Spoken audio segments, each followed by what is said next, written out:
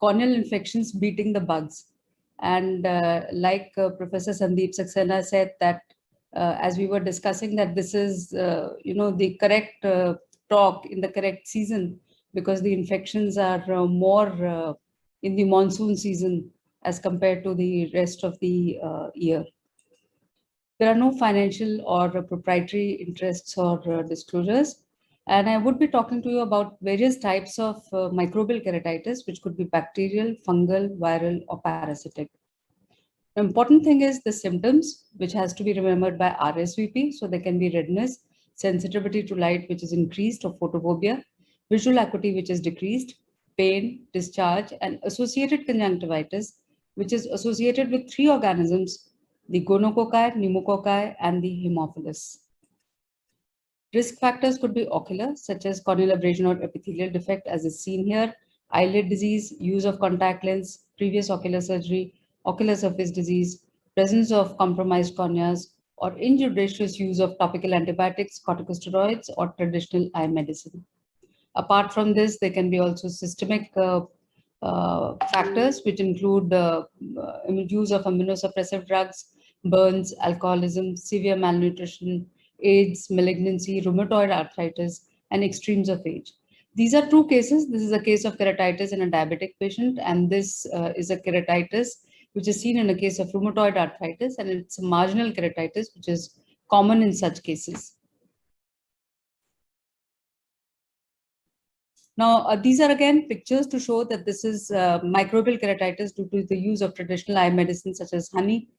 This is post-LASIK keratitis. The flap is quite edematous and there's a buttonhole where infection is there. And because of the injudicious use of topical steroids, there's thinning and there is perforation, which can be seen in these two cases. It is important to do a good slit lamp evaluation for cases of microbial keratitis. So you have to look at the area and density of infiltration, the size and depth of ulceration, the size of the epithelial defect, the degree of the stromal edema which will be present, any scleral involvement, if any, and the AC reaction as is shown here.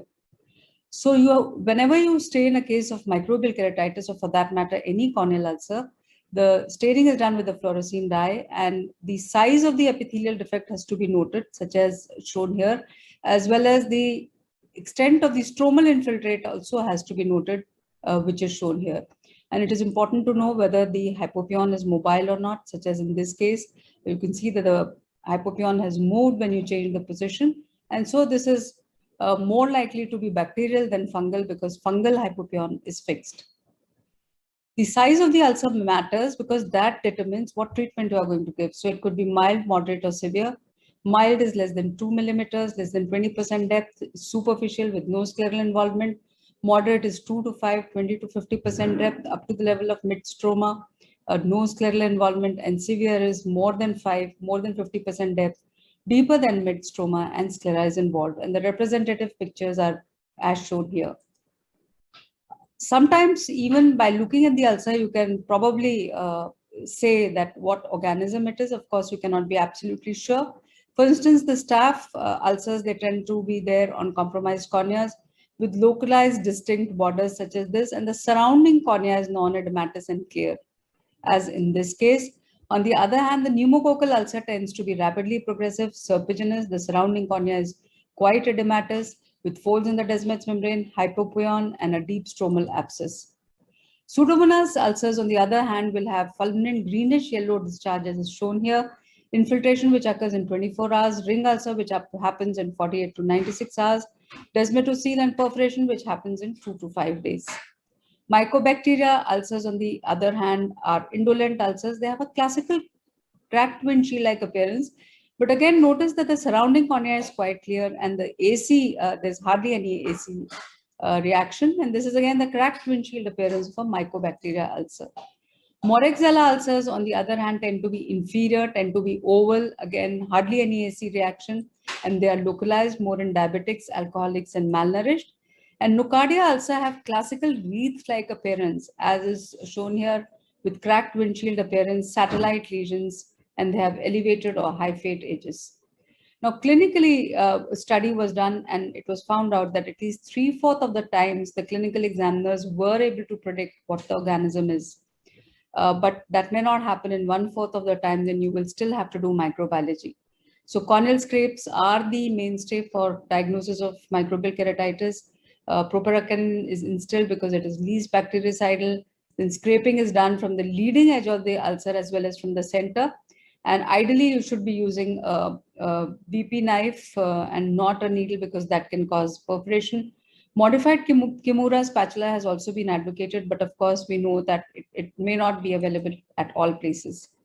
If you ask me which is the most important stain for a case of microbial keratitis, it is KOH, because it will pick up the fungal hyphae. Grams has to be done in every case because it picks up bacteria, fungal hyphae, and yeast phase of dimorphic fungi. And in recalcitrant cases, you do acid-fast bacilli for MAN. MAN is mycobacteria, A for actinomyces, and Nocardia, N for Nocardia. And for research purposes, we can even do GIMSA stain, just to show how Gram stain picks up these yeast cells, pseudohyphae, which are picked up by KOH, such as here. This is a case of mycobacteria, and this is, of course, Nocardia, which can be seen here. Now, again, Nocardia can be, another organism can be picked up on 10% KOH as well as on acid-fast stain, and is having gram-positive beaded filaments, which can be seen on Gram stain as well. All cases of scrapes, all cases of microbial keratitis for which the scraping has been done has to be sent for culture. So blood agar, chocolate agar, and subtrodes dextrose agar.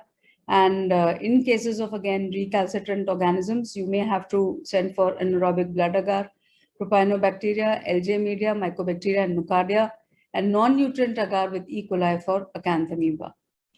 Now, everything which is associated with the infection, whether it is a suture or it is contact lens or contact lens solution or contact lens case, everything goes in for cultures, bacterial and fungal both.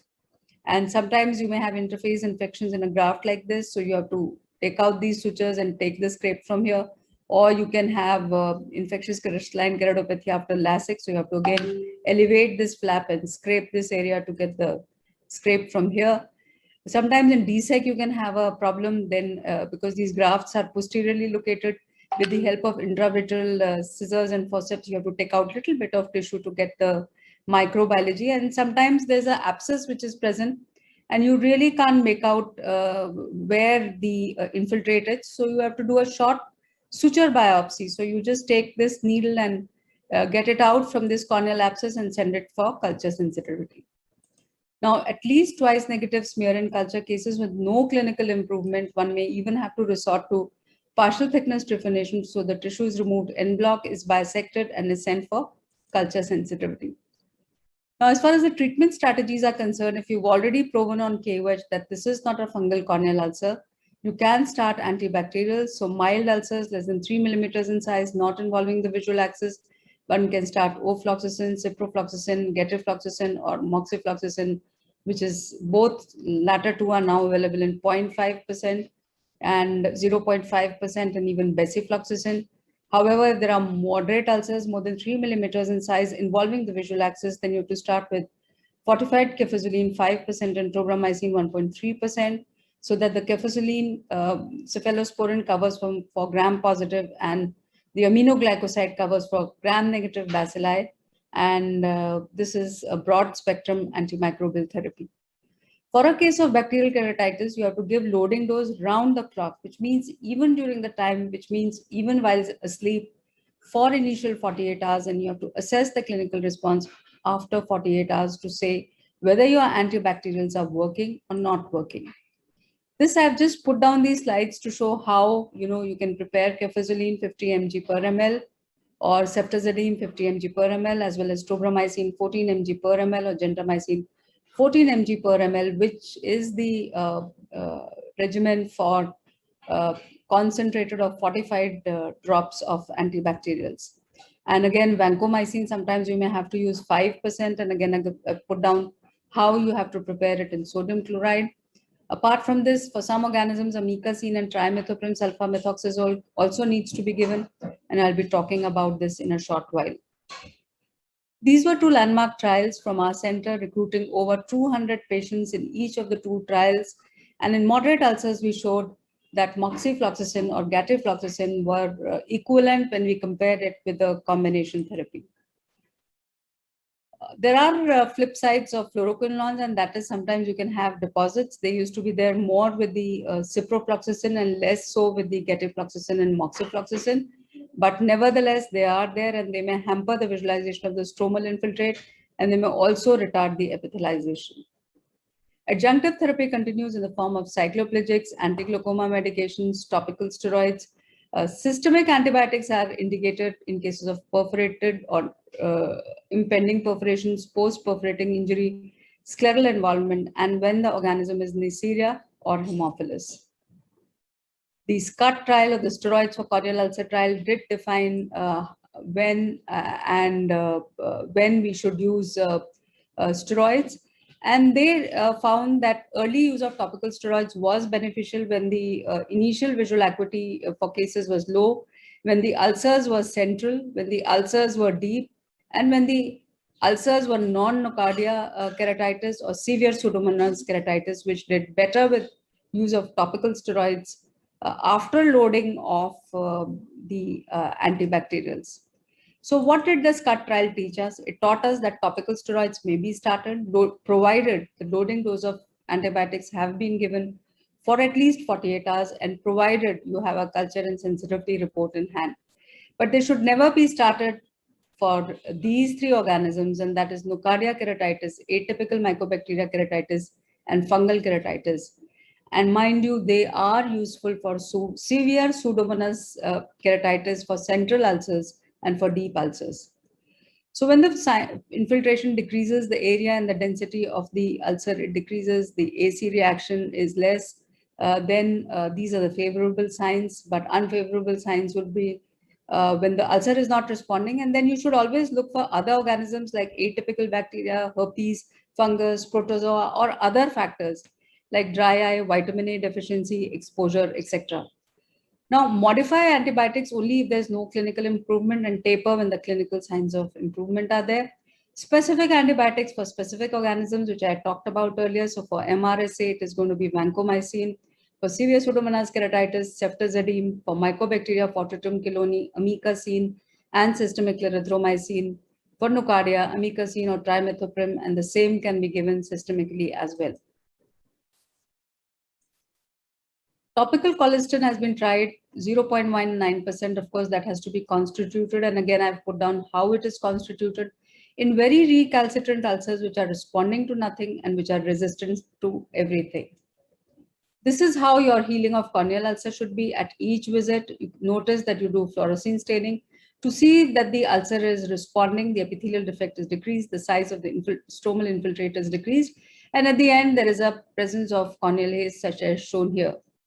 Apart from this, you can have various sequelar complications, which could be in the form of perforation, impending perforation, which could be in the form of corneoaradic scars, staphylomas, adherent leukomas, etc.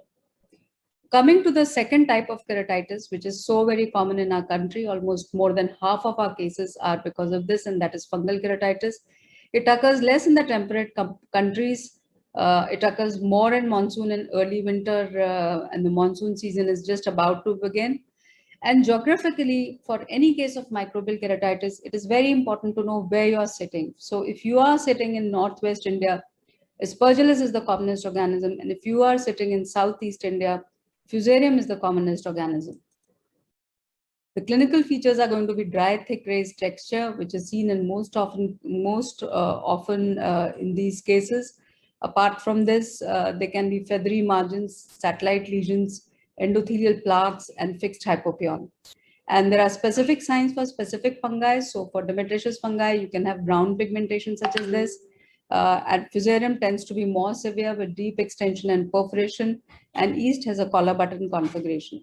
So when the Demetrius keratitis, it resolves, then the pigmentation starts to disappear, such as like this.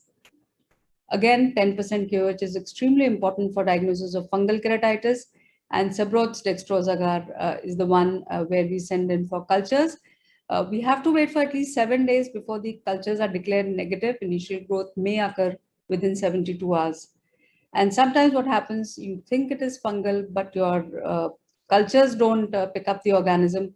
then even in those cases which are culture negative, you can still start antifungal therapy, provided you have shown that there are fungal elements present on PCR, which is positive in 74% of the cases, or confocal microscopy if these facilities are available.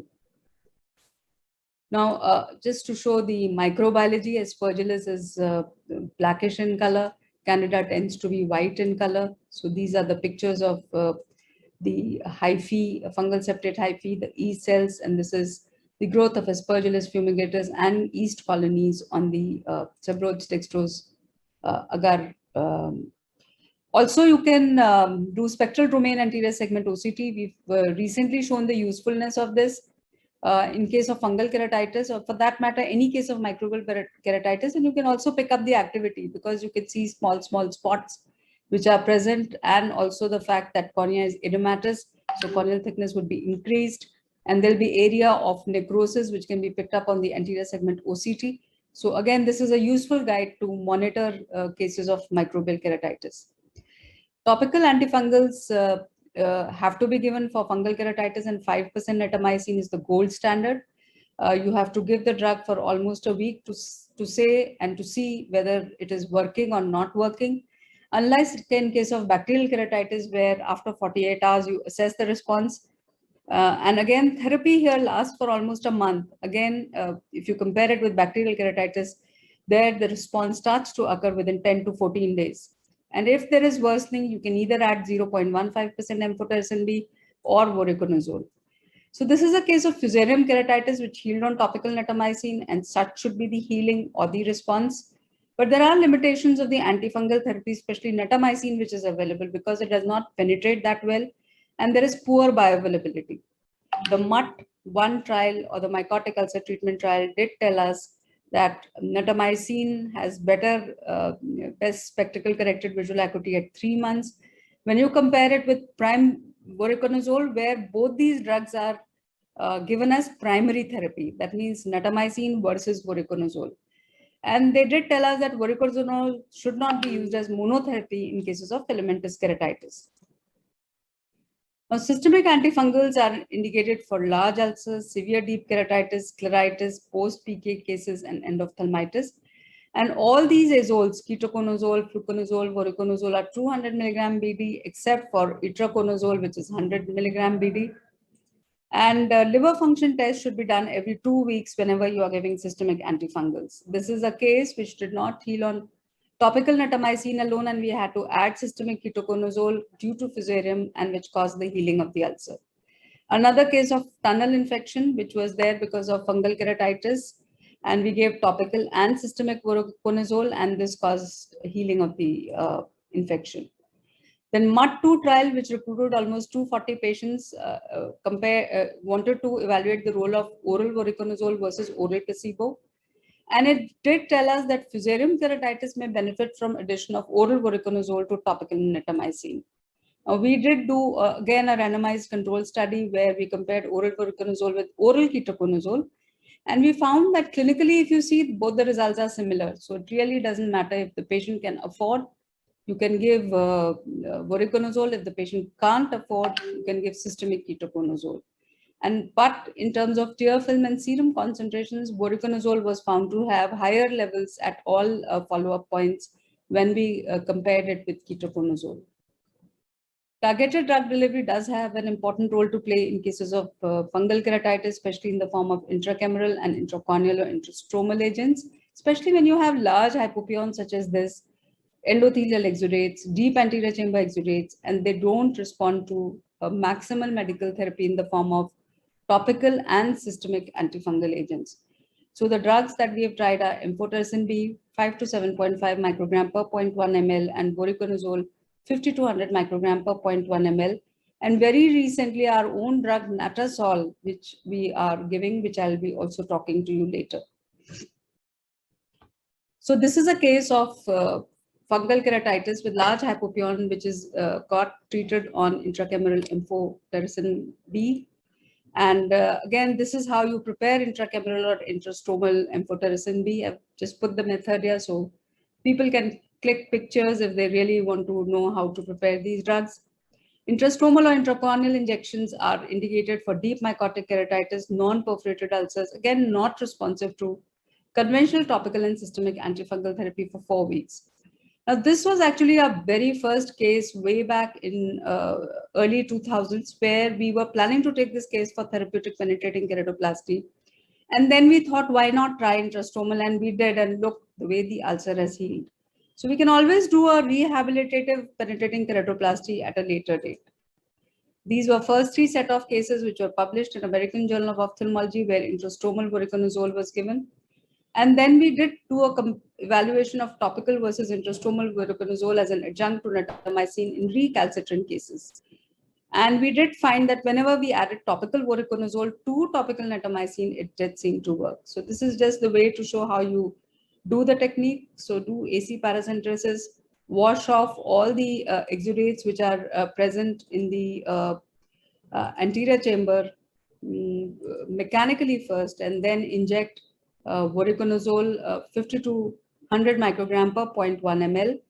And when you come to the intrastromal lesion, then with the help of 30 gauge needle, you can inject the drug all around and make a barrage around it, just like you make a barrage in the macular grid, 5 to 6 hemimeridians. And the reflex is going to be very much akin to that of a phacohydration wound, and do it from the area which is relatively normal in thickness and is not thinned out. So 5 to 6 hemimeridians, this is done all around. So this is what we recently published, the TST protocol, or the topical systemic and targeted therapy protocol for fungal keratitis. This constitutes a large number of cases. If the ulcer size is less than 5 millimeters, less than 50% depth, topical natamycin is given. If there is response, well and good. If there is no response, you add topical voriconazole to it. If the ulcer is more than 5 millimeters in size and more than 50% stromal involvement, then you have to give topical as well as systemic. So systemic could be ketoconazole or voriconazole. If there is no response after 2 weeks, then add topical voriconazole. If there is no response after 4 weeks, then give intracameral, intrastromal, or both, depending upon where your exudates are. So this was the study involving 223 eyes, and the number of patients which were there in each of the groups. This was a prospective study and has given a good algorithm for management of these cases. So if you do only medical management, the response rate is 74%. If you, in the intrastromal group, the response rate is 89%. And when you combine both of them in the TST protocol, the response rate is 80%. Now, people have also been talking about collagen cross-linking. There have been numerous trials, randomized control studies, but up till now, there has not been established usefulness of collagen cross-linking in cases of microbial keratitis, definitely not for fungal keratitis. Maybe bacterial keratitis does respond to collagen cross-linking. I'm going to be talking about a drug which is going to be in the market very soon, and this is Natasol. So we've prepared this drug in our pharmacology department with help of Dr. Vel Pandian. So natamycin 5% is a suspension. So when you combine it with polymer, it becomes a solution like this, yellow in color. And the penetration of Natasol is far greater than that of natamycin 5%. So if you look at Natasol 1%, look at the pharmacokinetics, the peak concentration is much higher. The plateau remains for a much longer period of time. So this is one case of post-LASIK keratitis due to fusarium. And we gave intrastromal Natasol because Natasol is soluble. So this is the result that we got. So notice that, again, we didn't have to do a therapeutic keratoplasty in this hot eye, but you can always do a optical penetrating keratoplasty and plan it electively at a later date in a relatively uninflamed or white eye. Then again, this is our recent publication of safety and efficacy of the 3 types of intrastromal agents, voriconazole, amphotericin B, and natamycin, in cases of recalcitrant fungal keratitis. This was part of MD thesis by my very bright student, Dr. Gunjan Saluja.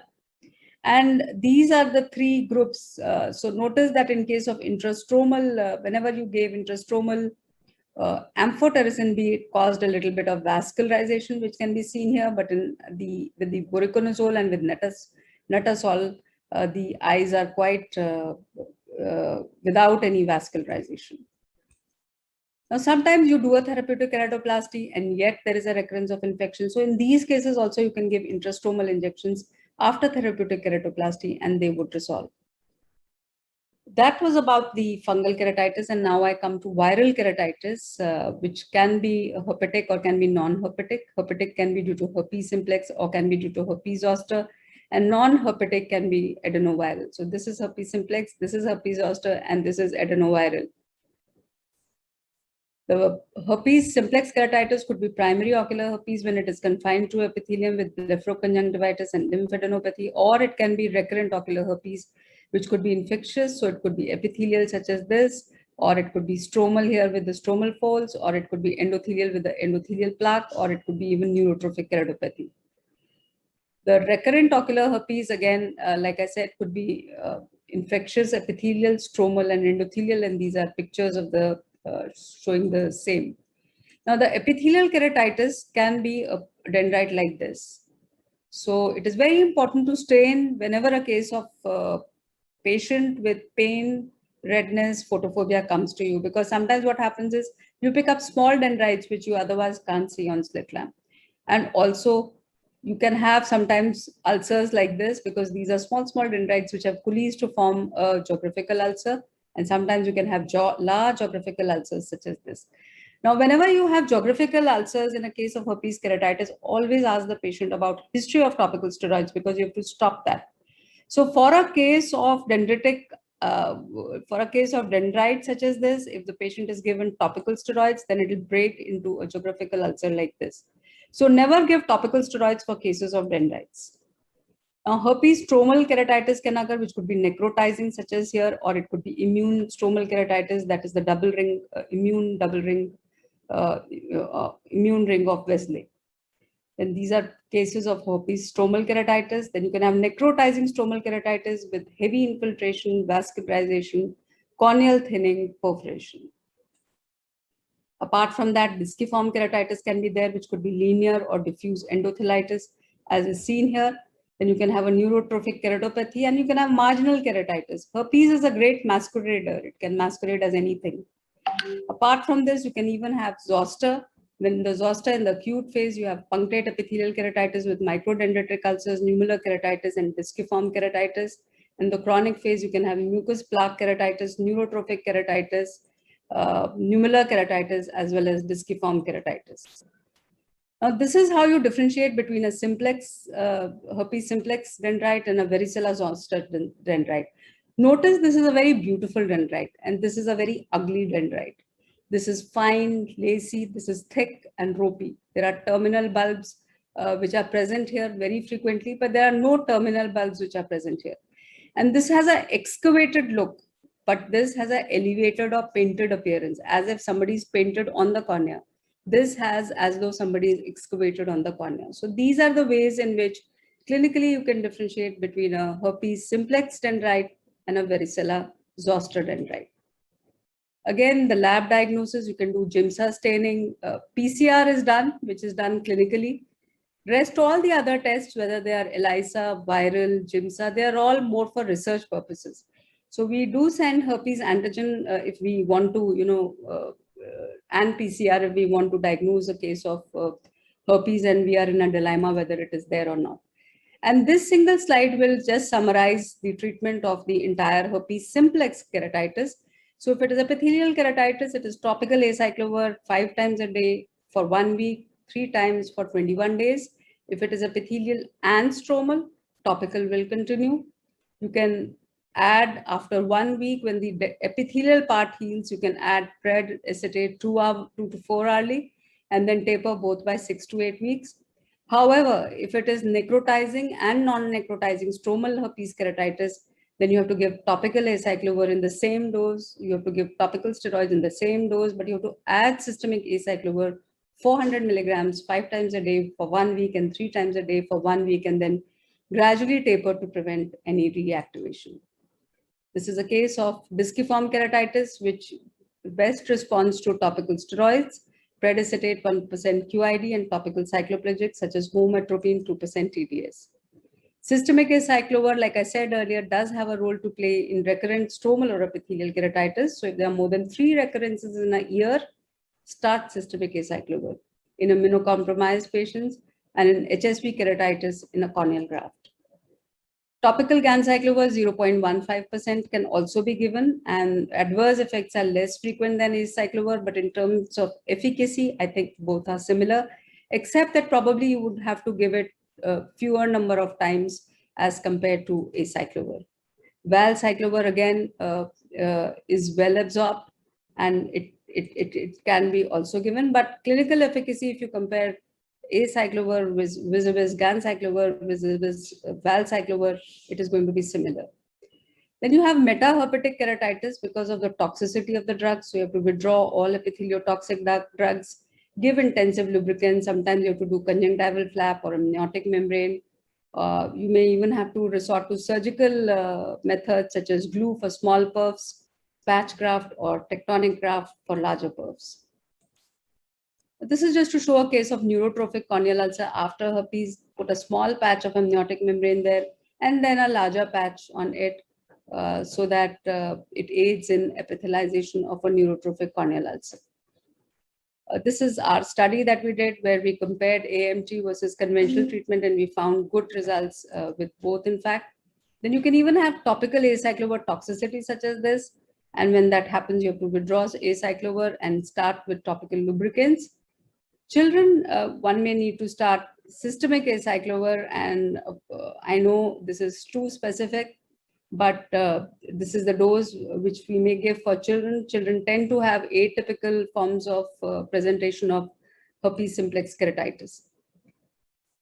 Now, zoster, I've in fact already told you that there could be mucus plaque keratitis, neurotrophic keratitis, nummular keratitis, and disciform keratitis. And they would have skin lesions such as this. Then they would have dendrites, which we have already discussed about. And this has already been done. And for varicella zoster, within 72 hours of appearance of rash, one has to give oral acyclovir 800 milligram 5 times a day for 10 to 14 days, along with lubricants and cycloplegics. Zoster prevention is important, and people use a live vaccine, that is zoster virus, used in more than 60 years of age. And it decreases herpetic neuralgia, reduces incidence of zoster by half. Of course, it's not very popular in India, but in the Western countries, it is very popular. Just like we had a HEADS trial, there's a ZETS trial, which is going on, the zoster eye disease study, where they want to look at the use of oral suppressive valcyclovir treatment with 1000 milligram daily for 12 months vis-a-vis placebo, whether it really helps or not. So that is something which we will look forward to, the results of the same. And currently, if you see, there are no high quality evidence-based guidelines for the same. And this trial is going to be looking at 1.5 years follow-up, but the recruitment has not been at the pace as we would like it to be. I think this is the most frequent form of viral keratitis, and that is adenoviral keratitis or epidemic keratoconjunctivitis, occurring because of serotypes of 8, 19, and 37. And 10% transmission, it occurs in the household contacts. Patients generally have fever, malaise, preocular, auricular lymphadenopathy with severe follicular keratoconjunctivitis. There may be palpable edema, and some patients may even have hemorrhagic conjunctivitis. So in acute stages, you would give cold compresses, lubricants, and prophylactic antibiotics. But when you have nummular opacities like this, which is there in quite a lot of patients, what do you do? So in such cases, if they are involving the visual axis, they are central and vision threatening, one can start with topical steroids, which generally last for 6 weeks, or even with topical cyclosporin 0.05%, 1%, 2%, or tacrolimus. And then one can taper the topical steroids and continue the patients on topical cyclosporin as well as lubricants. Of course, recurrences are there, and more lately, people have started using dexamethasone with topical steroids for these nummular opacities, which also works very well. A word about CMV and endothelitis, which presents as coin-shaped keratitic precipitates with or without corneal edema in healthy individuals is associated with anterior uveitis and raised intraocular pressure, and responds to systemic and topical ganciclovir with use of topical steroids. Of course, surgical management has to be resorted to, so you may have perforation, impending perforation, or even in those cases which are not responding to maximal medical therapy, one can do a therapeutic keratoplasty.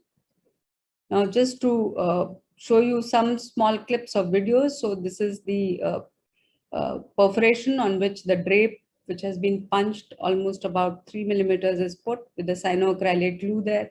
And this is followed by the placement of a bandage contact lens for a small perforation. Then this is a large perforation which has been glued, and sometimes when you don't have corneas and that is the only option that you're left with, then you may do it, and it may respond, a very large case, but still it responded. You can have a desmotocele there, and then we described a technique of deep anterior lamellar keratoplasty for such cases. So there's a small desmotocele there. So viscoelastic assisted dissection of the overlying stromal layers is being done. And once you do that, this is the bare Descemet's membrane, which is looking at you. So as a single stage procedure, you've not only visually rehabilitated the patient, but also tectonically stabilized the eye. This is just to show the pre and the post picture of the same. So this works when you have desmetocele. And this was a case of a herpes in which this was there.